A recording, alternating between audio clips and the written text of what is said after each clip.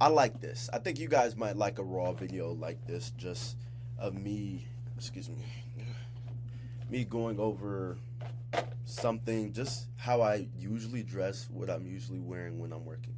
I literally just make my environment really dark, play music, and just wear a hoodie and work and just build on this little computer, um, and build systems, processes, SOPs, all types of structures, for my and my client success. I'm very focused on making sure that my systems create success for my clients. But what I want to talk about today is, kind of system building. Um, of course, this is a very fundamental skill to learn if you want to become, a big business owner, or like you want to grow. One of the things I learned from, my partnership case study, where I helped them scale to a $260,000 a month, is systems is very important for scale, because you cannot scale something. Scale is pressure. It puts pressure on your systems, and if you don't have systems, you're the system. And if you don't understand that, this is what that means.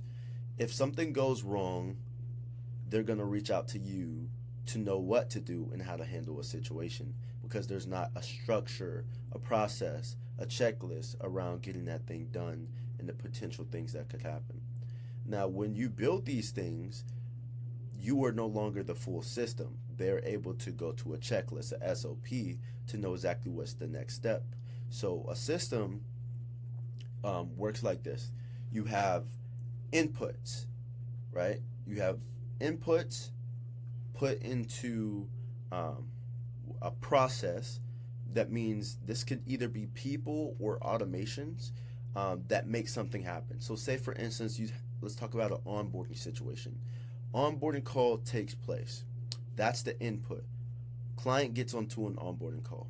How does this work? Okay, the process is take them through the checklist. Okay, the checklist has they have this, that, and the third. Okay, the automation of that process is they input their information into a form. There's an automation that creates a Slack channel for them, and then sends their information from their form to a Google Sheet that, separates the information. And then we have AI bots that are built out and trained to interpret that data and output information based off of that.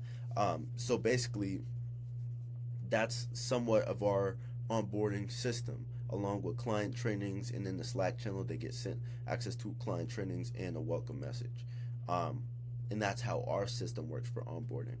Now, system is comprised of inputs, processes, outputs, environment, and feedback.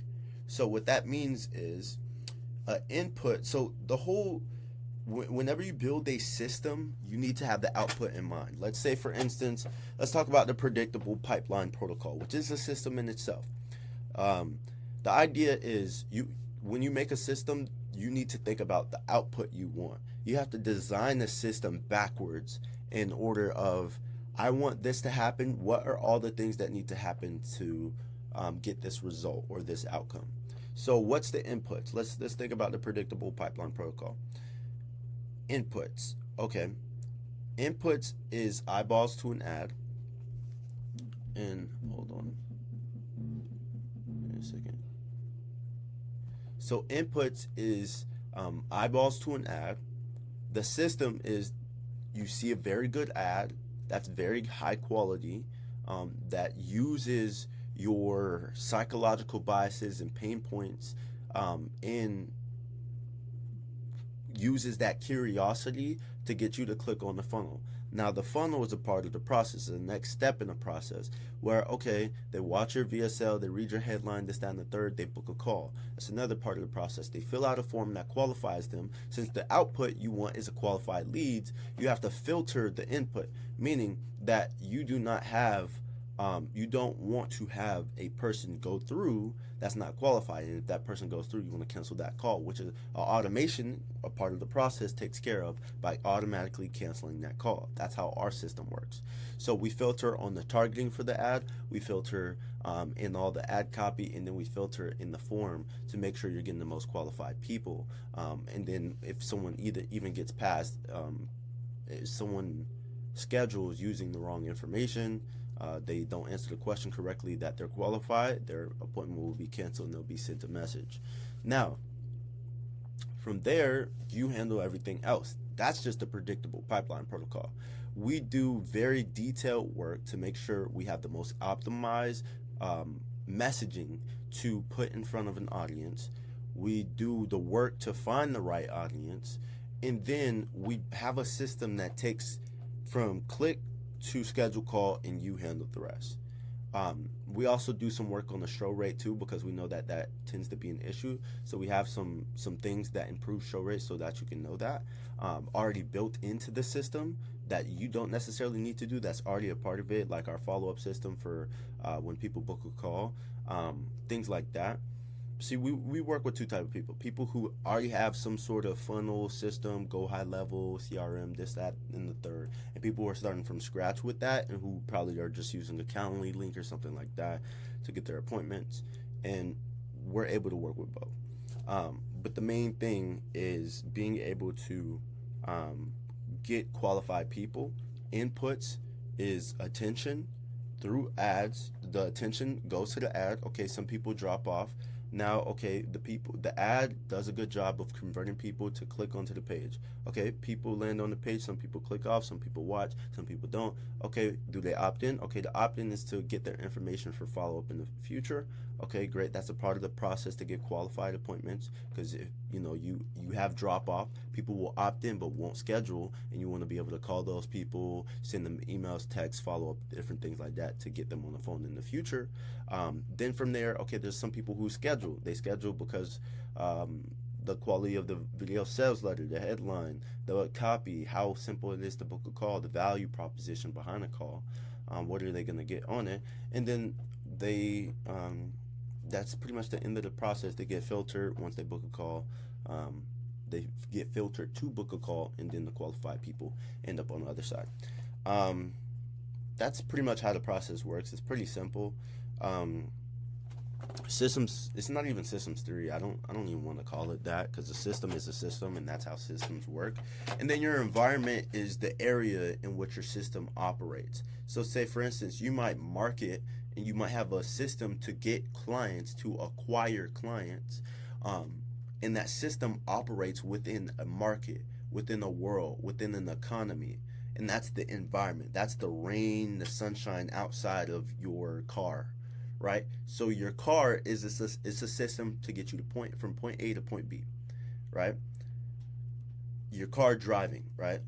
Point A to point B. Car has a process for how it works. There's a road for it to drive. You have a map or on your phone or whatever on your console showing you how to get there.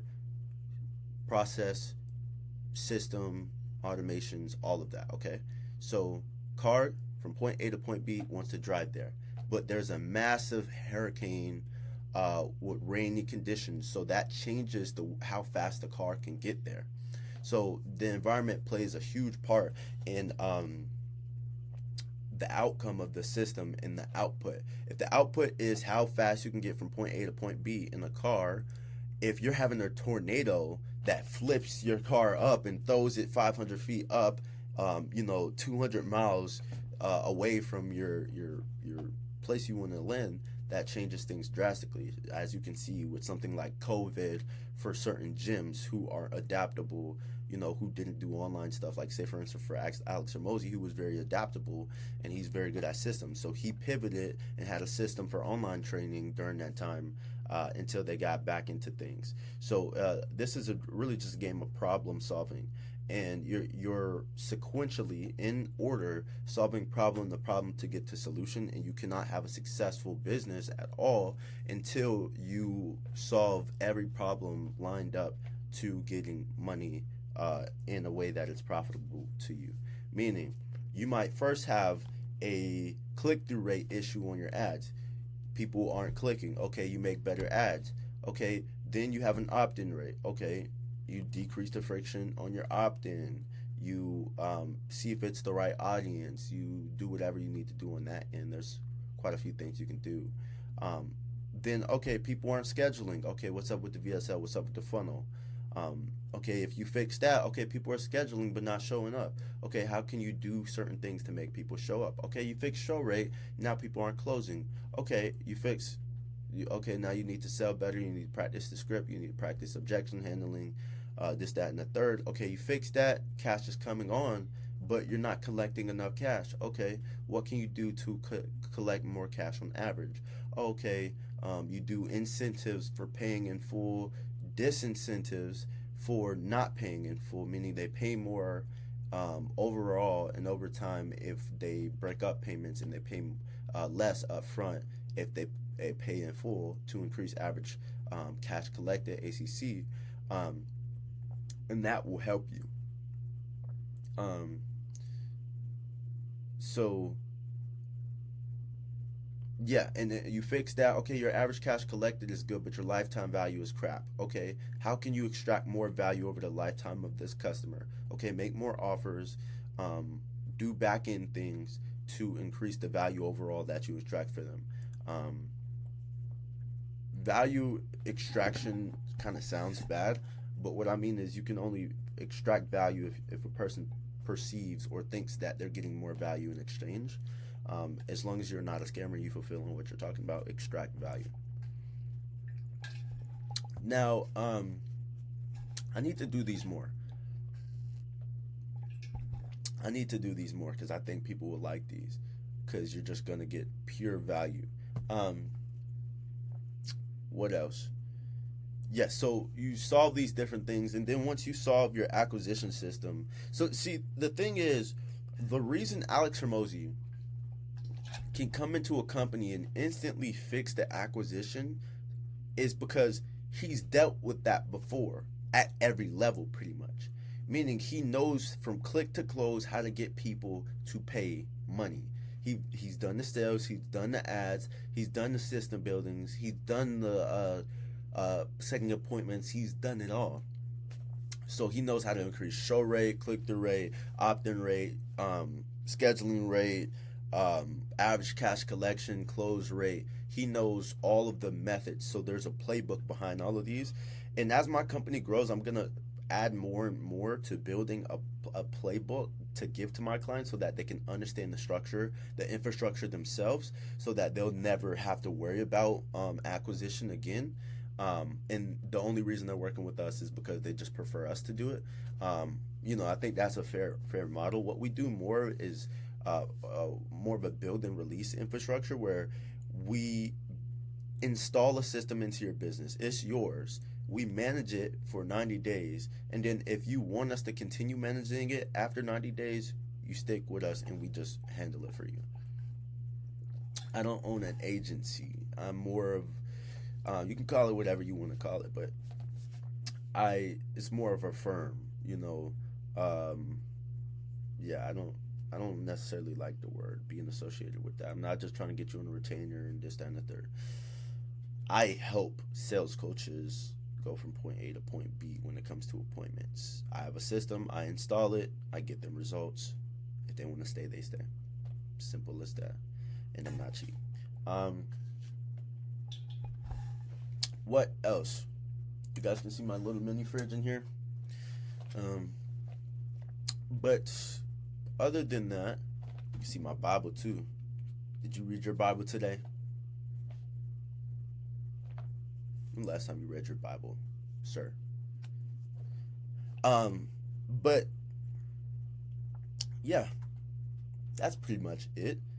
But yeah, the more you, so it's like the speed of growth is the speed of,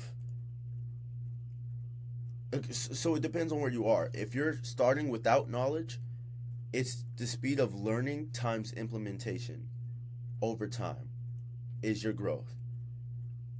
If you already know something, it's really just the speed of implementation that will cause you to basically um, be able to grow very fast. Because someone like Alex Hormozy, the only bottleneck for him would not be knowing the information because he already knows it. It's more about what is the word for it? Um, what is the word? It's more about how fast he can implement it. So learning implementation over time, if you already know it, is implementation speed over time. Um, so yeah. So if you look at it like that, I like the theory of constraints, bottlenecks, looking at it from that perspective. Because if you know the one single thing holding you back from growth, uh, the faster you can solve that problem, the faster you can grow. Just imagine like the idea that a billionaire can get back to where they were before is like it's because they understand each bottleneck. They've been at each point. They know the knowledge behind that. And if you're doing it for the first time, you're figuring out the knowledge, then doing it. Figuring out the knowledge, then doing it. If you already know it, you're just doing it.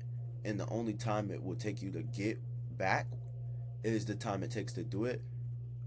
Times, the environment and things of that nature. Because, some people, a lot of what we characterize as success is um, external factors that we have no control over. But the majority of it is you putting yourself out there. So, say for instance, a very wise man said, "Yeah, success is luck a lot of the times, but the only thing is showing up consistently and putting in the action is what opens you up for luck. You can't get lucky to close a $10,000 deal if you don't have a $10,000 offer. Like, say for instance, when I was 17, I closed a $10,000 deal for myself, 3K up front, 3.5K twice or something like that. Um, and he ended up paying around $11,000 in total.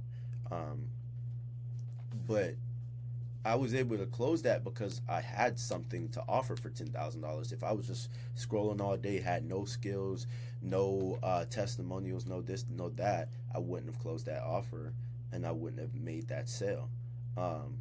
So I put myself out there, and that allowed me to be lucky in that way, to where I met a mentor that showed me how to create a high ticket offer, and how to sell it. Then I already had I stumbled upon this dude that showed an appointment system for how to get appointments, and I built a VA team with like 11 people sending out DMs on my behalf, where people almost thought I was a scammer because I had so many different accounts that were sending them messages, and I booked appointments with that. Then I got one appointment, used that system, and he closed for the 10K offer. Um, yeah, and that changed my life at 17. So yeah, that's what I think. Um, you have to open yourself up for the luck. But yeah, I'm just rambling here. Have a blessed day. Probably do this again soon. Bye.